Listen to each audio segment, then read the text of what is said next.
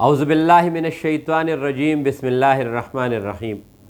आज जो हमारा मौजू है ये है 4 किस्म की बीमारियों के बारे में।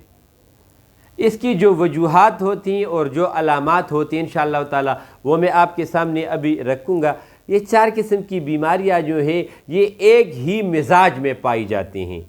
नंबर 1 प्रोस्टेट का, छोटे पेशाब का कुल के न आना। ये अमूमन 35-40 साल से उम्र 50-60 साल तक, 75 साल तक, यानी ये तकरीबन शुरू होते 45 साल के बाद।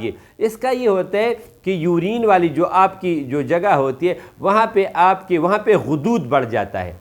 छोटा पेशाब कुल के नहीं आता, कतरे कतरे आता है, जल के आता है। तकलीफ़ इसमें बहुत ज़्यादा होती है, पूरी रात एक 2 कतरी की तरह पेशाब आता रहता है। इसकी जो ऑपरेशन किया जाता है तो अगर आप इसका ऑपरेशन 48 साल के बाद कर लें तो उसके नुकसानात ये होंगे कि आपको कभी भी छोटा पेशाब आपका कंट्रोल भी नहीं होगा। और अगर उसमें गलती हो जाए साइंटिफिक लिहाज से, ये जो मिसाल के तौर पे साइंटिफिक तरीका है उसमें ये है कि आप इसका ऑपरेशन चाहे 48 साल के बाद न करें। इसकी वजह ये होती है कि इसमें जो आपके रगों में जो ताकत होती है वो बिल्कुल ख़त्म हो जाती है। तो ख़त्म होने की वजह से उसमें जो ताकत यानी खींच करने की या टाइट रखने की जो सलाहियत होती है वो ऑपरेशन से वो चीज़ें ख़त्म हो जाती हैं, वो जल जाती हैं। तो उसकी वजह से फिर आपका छोटा पेशाब हमेशा बिल्कुल आपको कंट्रोल कभी भी नहीं होगा। एक ही बीमारी इस वजूद में होती है और इसकी जो वजूहात थी वो वजूहात इसकी ये होती है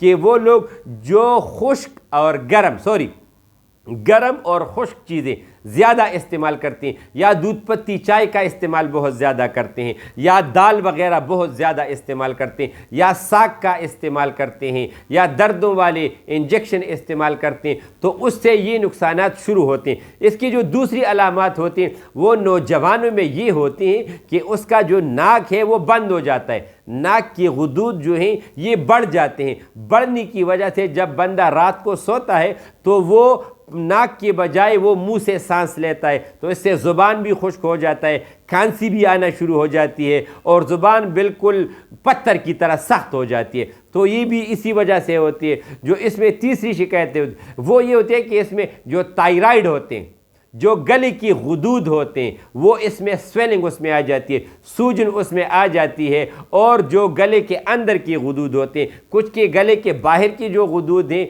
या जो इसके पट्टे वगैरह हैं, ये स्वेलिंग इसमें आना शुरू हो जाती है। और या इसके जो अंदर गले के अंदर जो होते हैं वो सूजन उसमें आ जाती है, उसमें पीप पड़ जाती है। तो इसकी वजह भी यही होती है। और अगर थायराइड फीमेल में बढ़ जाए, फीमेल के वजूद में थायराइड के लिए जो गोलियां इस्तेमाल होती उसके नुकसानात फिर ये होते हैं कि उससे आपके वजूद में जो हमल का जो तरीक़ाकार होता है वो डिस्टर्ब हो जाते हैं, और थायराइड या थायरक्सिन के खाने से जो आपको हमल नहीं होगा। तो इन चारों अलामात का इलाज मुकम्मल तौर पे हमारे पास मौजूद है। आप हमसे रब्ता कर सकते हो। जो बूढ़े अफराद हैं, जो हमारे वालिदैन हैं, अगर उनको ये शिकायत है तो ऑपरेशन से पहले एक दफ़ा हमसे मशवरा कर लें। इंशाअल्लाह ताला अल्लाह ताला का फ़ज़ल होगा। और इसके लिए जो कहवा है वो है अदरक, सना मक्खी और सब्ज़ इलायची। इसका कहवा पीना शुरू कर दें, अल्लाह ताला का फ़ज़ल होगा। अस्सलामु अलैकुम।